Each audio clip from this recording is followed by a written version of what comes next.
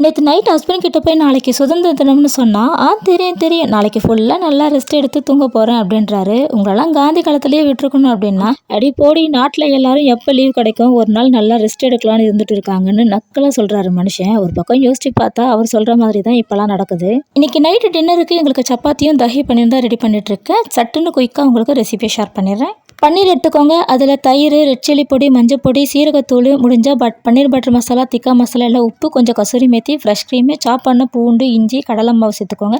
கடலை மாவு 1 ஸ்பூன் சேர்த்துக்கோங்க. அது கூட கரம் மசாலா சேர்த்துக்கோங்க. வெங்காயம் நான் எப்படி கட் பண்ணணும் அந்த மாதிரியே கட் பண்ணிக்கோங்க. பச்சை மிளகாய் சேர்த்து ஒரு 10 நிமிஷம் அப்படியே இருக்கட்டும். கடாயில் எண்ணெய், சீரகம் சேர்த்து நல்லா மேரினேட் பண்ணி வச்சிருந்தா பன்னீரையும் சேர்த்துக்கோங்க. ஒரு 10 நிமிஷம் லோ ஃப்ளேமில் வச்சு ஃபைனலாக பட்டர், கொத்தமல்லி எல்லாம் சேர்த்து ஸ்டவ் ஆஃப் பண்ணிட்டு சாப்பிட்டாலும் சப்பாத்திக்கோ இல்லை சாதத்துக்கோ வச்சு சாப்பிட்டு பாருங்கள். உண்மையாகவே சுதந்திரம் கிடைச்ச மாதிரி ஃபீல் பண்ணுவீங்க.